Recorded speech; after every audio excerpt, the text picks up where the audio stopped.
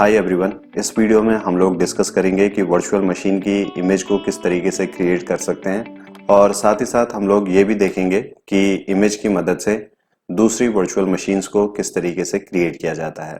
अगर आप इस पूरे कोर्स को एक्सेस करना चाहते हैं तो आप इसे परचेज कर सकते हैं मेरी वेबसाइट techlearning.spy.com से, जिसकी डिटेल डिस्क्रिप्शन में मेंशन्ड है।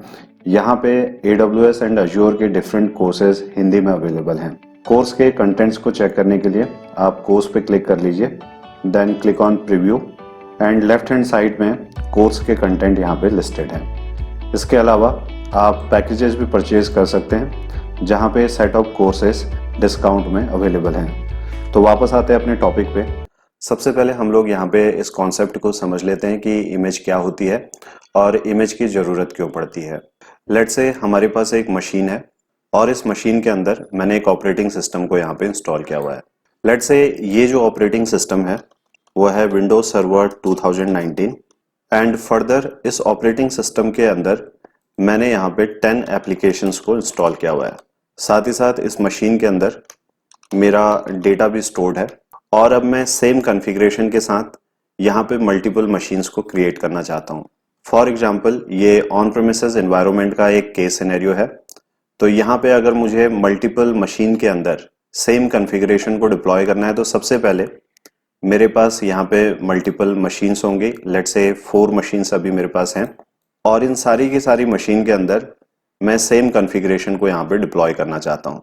तो इसका जो सबसे आसान तरीका है वो ये है कि सबसे पहले हम लोग एक पर्टिकुलर मशीन को यहाँ पे प्रॉपरली सेटअप करें। जो भी ऑपरेटिंग सिस्टम हम लोग इस मशीन के अंदर डिप्लॉय करना चाहते हैं या फिर जिस भी एप्लीकेशन को हम लोग इंस्टॉल करना चाहते हैं, इसके अलावा ऑपरेटिंग सिस्टम के लेवल पे भी जो भी कॉन्फ़िगरेशनल सेटिंग्स हम लोग यहाँ पे करना चाहते हैं तो एक पर्टिकुलर मास्टर मशीन पे हम लोग इसे कर सकते हैं। सो लेट्स अज्यूम कि इस पर्टिकुलर मशीन को मैं एज ए मास्टर मशीन यहाँ पे कंसीडर कर रहा हूँ। इसके बाद हम लोग इस मशीन की एक इमेज यहाँ पे क्रिएट करेंगे और फिर इस पर्टिकुलर इमेज को हम लोग इन पर्टिकुलर मशीन्स पे जाके यहाँ पे डिप्लॉय कर सकते हैं। तो जो इसका सबसे बड़ा बेनिफिट है वो ये है कि यहाँ पे काफ़ी टाइम सेव हो रहा है। हर एक मशीन को इंडिविजुअली जाके हमें यहाँ पे सेटअप करने की ज़रूरत नहीं है। एक ही मशीन को हम लोग यहाँ पे प्रॉपरली सेटअप कर रहे हैं, उसके बाद उसकी इमेज को यहाँ पे क्रिएट करते हैं और उस इमेज को ले जाके हम लोग मल्टीपल मशीन्स पे यहाँ पे डिप्लॉय कर सकते हैं। तो अभी सक्सेसफुली हम लोगों ने इमेज की मदद से अपनी सारी की सारी मशीन्स को यहाँ पे सेटअप कर लिया है। सिमिलर लॉजिक को हम लोग माइक्रोसॉफ्ट अज्योर के अंदर भी यूज कर सकते हैं, जहाँ पे हम लोग एक इमेज को क्रिएट करते हैं और उस इमेज की मदद से दूसरी वर्चुअल मशीन्स को यहाँ पे क्रिएट किया जा सकता है। माइक्रोसॉफ्ट अज्योर के पॉइंट ऑफ व्यू से इस कॉन्सेप्ट को समझने के लिए सबसे पहले हम लोग एक केस सिनेरियो यहाँ पे ले लेते हैं और सेम केस सिनेरियो को हम लोग डिप्लॉय करके भी देखेंगे। सबसे पहले मैं एक वर्चुअल मशीन यहाँ पे क्रिएट करूंगा और इस वर्चुअल मशीन का नाम है VM1। इस पर्टिकुलर वर्चुअल मशीन पे मैं विंडोज सर्वर 2019 की इमेज यहाँ पे डिप्लॉय कर रहा हूँ एंड देन फर्दर इस वर्चुअल मशीन पे जाके मैं एक एप्लीकेशन को यहाँ पे इंस्टॉल करूंगा, साथ ही साथ कुछ डमी डेटा भी मैं यहाँ पे क्रिएट करूंगा। तो इसके लिए आते हैं हमारे अज्योर पोर्टल पे। यहाँ पे मैंने ऑलरेडी एक वर्चुअल मशीन क्रिएट की हुई है जिस वर्चुअल मशीन का नाम है VM1 और इस वर्चुअल मशीन के साथ मैं यहाँ पे रिमोटली कनेक्टेड भी हूँ। इस वर्चुअल मशीन के अंदर मैंने गूगल क्रोम की सेटअप फाइल को डाउनलोड किया हुआ है जिसे हम लोग इस वर्चुअल मशीन पे इंस्टॉल करेंगे। इंस्टॉलेशन अभी कंप्लीट हो चुका है और इंस्टॉलेशन के साथ साथ एक आइकन यहाँ पे हमारे डेस्कटॉप पे भी क्रिएट हुआ है। इसके अलावा मैंने एक फोल्डर यहाँ पे क्रिएट किया है डमी डेटा के नाम से और इस फोल्डर के अंदर टेस्ट फाइल नाम से एक फाइल को भी क्रिएट किया हुआ है। तो वापस आते हैं अपने डायग्राम पे। तो जो एप्लीकेशन मैंने अभी यहाँ पे इंस्टॉल किया अपनी वर्चुअल मशीन के अंदर वो है गूगल क्रोम और एक डमी डेटा नाम से फोल्डर क्रिएट किया है डेस्कटॉप पे। अब मैं इस पर्टिकुलर वर्चुअल मशीन की एक इमेज यहाँ पे क्रिएट करना चाहता हूँ। तो इमेज को क्रिएट करने के लिए हम लोग वापस आते हैं अपने अज्योर पोर्टल पे। अभी मैं VM1 की इमेज यहाँ पे क्रिएट करना चाहता हूँ, क्लिक ऑन इट। इस पर्टिकुलर वर्चुअल मशीन के अंदर मैंने विंडोज सर्वर 2019 डेटा सेंटर की इमेज को डिप्लॉय किया हुआ है। इसके अलावा एक एप्लीकेशन भी इंस्टॉल किया हुआ है और साथ ही साथ एक फोल्डर को भी मैंने क्रिएट कर लिया है। वर्चुअल मशीन की इमेज को कैप्चर करने के लिए हमें यहाँ पे कैप्चर का ऑप्शन दिया हुआ है और इस ऑप्शन पे जाके हमें क्लिक करना है। तो जो हमारा सब्सक्रिप्शन है वो है फ्री ट्रायल।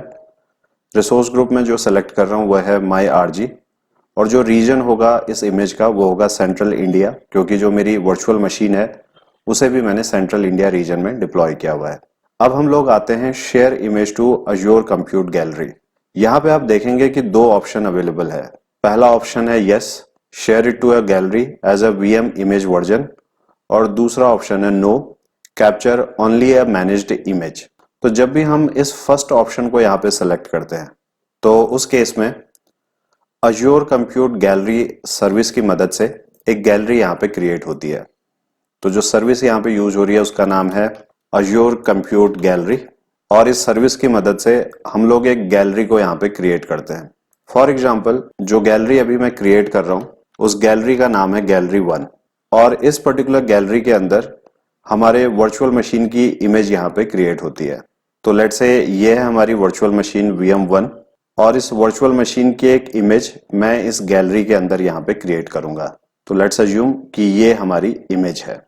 तो जैसा कि हम लोगों ने अपने डायग्राम की मदद से समझा कि जब भी हम इस फर्स्ट ऑप्शन को यहाँ पे सेलेक्ट कर रहे हैं यस, तो उस केस में अज्योर कंप्यूट गैलरी सर्विस की मदद से एक गैलरी यहाँ पे क्रिएट होगी, और उस गैलरी के अंदर हमारी इमेज यहाँ पे डिप्लॉय होती है। इसके अलावा और भी बहुत सारे बेनिफिट्स हमें यहाँ पे मिलते हैं। अगर आप इसे स्क्रॉल डाउन करेंगे तो आप देख सकते हैं कि हम अपनी इमेज के वर्जन को यहाँ पे मेंटेन कर सकते हैं। साथ ही साथ अगर हम लोग चाहें तो अपनी इमेज को मल्टीपल रीजन्स के अंदर रेप्लिकेट भी कर सकते हैं। तो अभी हम लोग इस पहले ऑप्शन को यहाँ पे सेलेक्ट कर लेते हैं, लेकिन अगर मैं इस सेकंड ऑप्शन को यहाँ पे सेलेक्ट करता हूँ तो उस केस में कोई भी गैलरी यहाँ पे क्रिएट नहीं हो रही है। साथ ही साथ रेप्लिकेशन और जो वर्जन्स के ऑप्शंस अवेलेबल थे वो भी यहाँ से डिसअपेयर हो चुके हैं।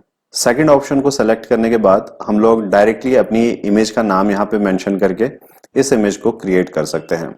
लेकिन इस प्रैक्टिकल के लिए मैं फर्स्ट ऑप्शन को यहाँ पे सेलेक्ट कर रहा हूँ। इसके बाद आप देखेंगे कि नीचे एक ऑप्शन यहाँ पे दिया हुआ है automatically delete this virtual machine after creating the image. अगर मैं इस ऑप्शन को यहाँ पे सेलेक्ट करता हूँ तो उस केस में जिस वर्चुअल मशीन से मैं इमेज को यहाँ पे कैप्चर कर रहा हूँ, इमेज कैप्चर होने के बाद वो वर्चुअल मशीन भी यहाँ पे डिलीट हो जाएगी। तो इसका मतलब यह है कि अगर मैं इस चेकबॉक्स को यहाँ पे इनेबल करूंगा तो इमेज क्रिएट होने के बाद हमारी वर्चुअल मशीन VM1 ऑटोमेटिकली यहाँ पे डिलीट हो जाएगी। तो इस ऑप्शन को भी मैं यहाँ पे सेलेक्ट कर रहा हूँ। इसके बाद ये हमसे हमारी गैलरी की डिटेल के बारे में पूछ रहा है। यहाँ पे हम लोग एक गैलरी को क्रिएट कर सकते हैं। Just click on create new, और लेट्स से मेरी जो गैलरी का नाम है वह है gallery 1 as per my diagram. Then go ahead and click on okay. इसके बाद आप देखेंगे कि ऑपरेटिंग सिस्टम स्टेट के दो ऑप्शन यहाँ पे अवेलेबल हैं। पहला है जनरलाइज्ड और दूसरा है स्पेशलाइज्ड। अगर मैं इस फर्स्ट ऑप्शन को यहाँ पे सेलेक्ट कर रहा हूँ तो उस केस में जो इमेज यहाँ पे कैप्चर होगी उस इमेज को यूज करते हुए जब मैं अपनी वर्चुअल मशीन को क्रिएट करूंगा तो उस वक्त ये मुझे यूजर नेम एंड पासवर्ड को स्पेसिफिकली मेंशन करने के लिए प्रॉम्प्ट करेगा। लेकिन अगर मैं इस सेकंड ऑप्शन को सेलेक्ट करते हुए इस इमेज को यहाँ पे क्रिएट करता हूँ तो इस इमेज की मदद से जब मैं अपनी वर्चुअल मशीन को क्रिएट करूंगा तो उस वक्त यूजर नेम एंड पासवर्ड का ऑप्शन डिसेबल हो जाता है। यानी जो भी यूजर नेम एंड पासवर्ड मैंने VM1 के अंदर कॉन्फ़िगर किया हुआ है, same user name and password इस इमेज के साथ भी यहाँ पे बाइंड हो जाता है। लेकिन पहले ऑप्शन के केस में ऐसा नहीं है। जनरलाइजेशन के प्रोसेस के दौरान माइक्रोसॉफ्ट अज्योर यहाँ पे कुछ कमांड्स को रन करता है और जो यूजर स्पेसिफिक इंफॉर्मेशन है उसे यहाँ से रिमूव कर देता है। तो मैं पहले ऑप्शन को यहाँ पे सेलेक्ट कर रहा हूँ। इसके बाद जब हम इसे स्क्रॉल डाउन करते हैं तो ये हमसे टारगेट VM इमेज डेफिनेशन को डिफाइन करने के लिए बोल रहा है। इसके लिए मैं क्लिक करूंगा क्रिएट न्यू पे। सबसे पहले मुझे अपनी इमेज का नाम यहाँ पे मेंशन करना है। लेट्स से मेरी इमेज का नाम है new-VM1 टेस्टिंग इमेज। ऑटोमेटिकली इसने मेरी इमेज के ऑपरेटिंग सिस्टम को भी यहाँ पे पिक कर लिया है, और साथ ही साथ जो मेरी वर्चुअल मशीन का जनरेशन है वो भी यहाँ पे ऑटोमेटिकली सेलेक्ट हो चुका है। तो ये सारी की सारी इंफॉर्मेशन एक तरीके से मेरी इमेज को यहाँ पे डिफाइन कर रही है। तो अभी मैं इसे एज इट इज यहाँ पे रहने देता हूँ। अगर आप चाहें तो इसे अपनी रिक्वायरमेंट के हिसाब से मॉडिफाई भी कर सकते हैं। Then go ahead and click on okay. इसके बाद वर्जन डिटेल का ऑप्शन यहाँ पे अवेलेबल है। तो ये जो इमेज अभी मैं क्रिएट कर रहा हूँ ये मेरा पहला वर्जन है, तो मैं यहाँ पे मेंशन करूंगा 0.0.1। तो एक प्री डिफाइंड फॉर्मेट है जिसे फॉलो करते हुए हम अपने वर्जन नंबर को यहाँ पे मेंशन कर सकते हैं। इसके बाद जो अगला ऑप्शन अवेलेबल है वह है एक्सक्लूड फ्रॉम लेटेस्ट। अगर मैं इस पर्टिकुलर चेकबॉक्स को यहाँ पे सेलेक्ट करता हूँ तो ये जो इमेज वर्जन अभी मैं यहाँ पे क्रिएट कर रहा हूँ, ये इमेज वर्जन लेटेस्ट वर्जन यहाँ पे कंसीडर नहीं होगा। तो अभी के लिए मैं इसे अनचेक कर लेता हूँ। इसके बाद हम लोग इस वर्जन के एंड ऑफ लाइफ डेट को भी यहाँ पे मेंशन कर सकते हैं। फॉर एग्जांपल हमारे वर्जन का जो एंड ऑफ लाइफ है उसकी एक डेट में यहाँ पे सेलेक्ट कर रहा हूँ। लेकिन एक बात हमें यहाँ पे ध्यान रखनी है कि ये जो सेटिंग है ये इंफॉर्मेटिव सेटिंग है। इसका मतलब यह है कि इस डेट के पास होने के बाद भी अगर हम लोग चाहें तो इस पर्टिकुलर वर्जन की मदद से वर्चुअल मशीन्स को क्रिएट कर सकते हैं। तो ये केवल इंफॉर्मेटिव सेटिंग है। इसके बाद रेप्लिकेशन का ऑप्शन यहाँ पे अवेलेबल है। डिफॉल्ट रेप्लिका काउंट है 1। इस पर्टिकुलर सेटिंग का मतलब यह है कि अगर हम लोग चाहें तो अपनी इस इमेज को मल्टीपल रीजन में रेप्लिकेट कर सकते हैं। अभी आप देखेंगे कि सेंट्रल इंडिया के अंदर एक रेप्लिका हमारी इमेज का यहाँ पे क्रिएट हो रहा है। जो स्टोरेज अकाउंट टाइप है वो है स्टैंडर्ड हार्ड डिस्क। रेप्लिकेशन का मेथड है LRS। अगर मैं चाहूं तो किसी दूसरे रीजन के अंदर भी अपनी इमेज को रेप्लिकेट कर सकता हूं। फॉर एग्जांपल अगर मैं यहाँ पे सेलेक्ट कर रहा हूं वेस्ट US 2, तो वेस्ट US 2 के अंदर मेरी इमेज यहाँ पे रेप्लिकेट हो रही है। इसके अलावा रेप्लिका काउंट भी मैं यहाँ पे स्पेसिफाई कर सकता हूँ। फॉर एग्जांपल मैं चाहता हूँ कि यहाँ पे 2 रेप्लिका क्रिएट हो मेरी इमेज के वेस्ट US 2 रीजन के अंदर, तो हम लोग इसे इस तरीके से भी यहाँ पे कॉन्फ़िगर कर सकते हैं। अभी के लिए मैं इस सेटिंग को यहाँ से रिमूव कर रहा हूँ, तो केवल एक ही रेप्लिका यहाँ पे क्रिएट हो रहा है। Then go ahead and click on review plus create. एक बार जो वैलिडेशन यहाँ पे पास हो जाता है, गो ahead and click on create. और अभी आप देखेंगे कि सबसे पहले यहाँ पे हमारी वर्चुअल मशीन स्टॉप होगी, जिस वर्चुअल मशीन की हम लोग इमेज यहाँ पे कैप्चर करना चाहते हैं। और एक बार जब ये वर्चुअल मशीन यहाँ पे स्टॉप हो जाती है तो उसके बाद जनरलाइजेशन का प्रोसेस स्टार्ट होता है। और जब जनरलाइजेशन यहाँ पे कंप्लीट हो जाएगा उसके बाद हमारी वर्चुअल मशीन की इमेज यहाँ पे क्रिएट होगी। तो लगभग 10 से 15 मिनट यहाँ पे वेट करने के बाद हमारी इमेज सक्सेसफुली यहाँ पे क्रिएट हो चुकी है। अगर हम लोग रिव्यू पे यहाँ पे क्लिक करें तो यहाँ से हम पूरे प्रोसेस को एक बार देख सकते हैं। सबसे पहले हमारी वर्चुअल मशीन यहाँ पे स्टॉप हुई, उसके बाद इसने हमारी वर्चुअल मशीन को जनरलाइज्ड किया। इसके बाद इस वर्चुअल मशीन से इमेज यहाँ पे क्रिएट हुई एंड देन फाइनली हमारी वर्चुअल मशीन यहाँ पे डिलीट हो गई है। जैसा कि हमने अपने डायग्राम की मदद से समझा कि जब भी हम किसी इमेज को यहाँ पे क्रिएट कर रहे हैं तो अज्योर कंप्यूट गैलरी सर्विस की मदद से एक गैलरी यहाँ पे क्रिएट होगी। इस गैलरी का नाम हम लोगों ने मेंशन किया था गैलरी 1, और इस गैलरी के अंदर जाके ही हमारी इमेज यहाँ पे क्रिएट होती है।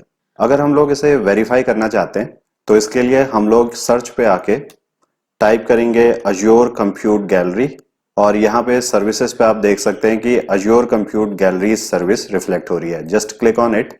इस सर्विस की मदद से एक गैलरी यहाँ पे क्रिएट हुई है गैलरी 1। क्लिक ऑन इट और इस गैलरी के अंदर आप इमेज डेफिनेशन को यहाँ पे देख सकते हैं। तो वापस आते हैं अपने डायग्राम पे। इस इमेज के नाम को मैं यहाँ पे पेस्ट कर रहा हूँ। इसका जो वर्जन हम लोगों ने डिफाइन किया था वो था 0.0.1, और जो इसका रेप्लिका काउंट है वो है 1, जिसे हमने सेंट्रल इंडिया रीजन के अंदर क्रिएट किया हुआ है। तो इमेज अभी सक्सेसफुली यहाँ पे क्रिएट हो चुकी है। और अगर मैं अब अपनी वर्चुअल मशीन को यहाँ पे सर्च करूँ तो आप देखेंगे कि वर्चुअल मशीन भी यहाँ से डिलीट हो चुकी है। अब मैं इस इमेज की मदद से अपनी एक नई वर्चुअल मशीन को क्रिएट करना चाहता हूँ। इसके लिए मुझे क्रिएट पे क्लिक करना है, then click on Azure virtual machine. सबसे पहले हम अपने सब्सक्रिप्शन को यहाँ पे सेलेक्ट करेंगे। इसके बाद जो रिसोर्स ग्रुप में सेलेक्ट कर रहा हूँ वह है माई RG। फॉर एग्जाम्पल इस वर्चुअल मशीन का नाम मैं मेंशन कर रहा हूँ VM-कैप्चर, रीजन है सेंट्रल इंडिया, और डायरेक्टली अभी हम लोग आते हैं अपनी इमेज पे। जब हम लोग इस ड्रॉप डाउन पे क्लिक करते हैं तो यहाँ पे भी मल्टीपल इमेजेस अवेलेबल हैं जो माइक्रोसॉफ्ट अज्योर ने हमें प्रोवाइड की है। लेकिन हम लोगों ने अपनी एक कस्टमाइज इमेज यहाँ पे क्रिएट की है। उसे एक्सेस करने के लिए हम लोग क्लिक करेंगे सी ऑल इमेजेस पे। यहाँ पे आने के बाद मैं क्लिक करूंगा शेयर्ड इमेजेस पे, और शेयर्ड इमेज के अंदर आप हमारी इमेज को यहाँ पे देख सकते हैं। इसके बाद मैं इस इमेज को यहाँ पे सेलेक्ट कर रहा हूँ, तो आप देखेंगे कि सेम इमेज के आगे यहाँ पे रिफ्लेक्ट हो रही है। बाकी का जो प्रोसेस है वो बिल्कुल सेम है जैसे हम अपनी दूसरी वर्चुअल मशीन को क्रिएट करते हैं। यहाँ से हम लोग चाहें तो किसी भी साइज को सेलेक्ट कर सकते हैं। क्योंकि हमने जनरलाइज्ड ऑप्शन को सेलेक्ट किया था तो आप देख सकते हैं कि ये हमें हमारे यूजर नेम एंड पासवर्ड को मेंशन करने के लिए पूछ रहा है। अगर हमने स्पेशलाइज्ड ऑप्शन को सेलेक्ट किया होता तो उस केस में हम लोग ये यूजर नेम एंड पासवर्ड यहाँ पे फिलअप नहीं कर सकते थे। तो फाइनली जाके हम लोग इस वर्चुअल मशीन को यहाँ पे क्रिएट कर लेते हैं और एक बार जब वैलिडेशन कंप्लीट हो जाए तो क्लिक ऑन क्रिएट। और जब तक हमारी वर्चुअल मशीन यहाँ पे क्रिएट हो रही है हम लोग अपने डायग्राम को भी यहाँ पे अपडेट कर लेते हैं। तो अभी हम लोग एक नई वर्चुअल मशीन यहाँ पे क्रिएट कर रहे हैं। इस वर्चुअल मशीन का नाम है VM1-Capture और इस वर्चुअल मशीन के अंदर मैंने इस पर्टिकुलर इमेज को यहाँ पे डिप्लॉय किया हुआ है। तो इसका मतलब ये हुआ कि VM1-Capture वर्चुअल मशीन के अंदर भी हमें same operating system, same application और डेटा यहाँ पे दिखाई देगा। तो एक बार जब हमारी वर्चुअल मशीन क्रिएट हो जाती है तो हम इसे वेरीफाई कर सकते हैं। तो कुछ देर वेट करने के बाद अभी आप देख सकते हैं कि वर्चुअल मशीन सक्सेसफुली यहाँ पे क्रिएट हो चुकी है और अभी मैं इस वर्चुअल मशीन के साथ रिमोटली यहाँ पे कनेक्टेड हूँ। यहाँ पे आप देखेंगे कि इस वर्चुअल मशीन के अंदर भी गूगल क्रोम इंस्टॉल्ड है, साथ ही साथ हमारा फोल्डर भी रिफ्लेक्ट हो रहा है डमी डेटा। और अगर मैं इसे ओपन करूं तो इस फोल्डर के अंदर हम लोगों ने एक फाइल क्रिएट की थी, टेस्ट फाइल, वो भी यहाँ पे रिफ्लेक्ट हो रही है। तो ये था कॉन्सेप्ट जिसके थ्रू हम लोगों ने समझा कि किसी वर्चुअल मशीन की इमेज को किस तरीके से कैप्चर किया जाता है। आई होप आपको ये टॉपिक समझ में आया हो। मिलते हैं अगली वीडियो में। Thank you.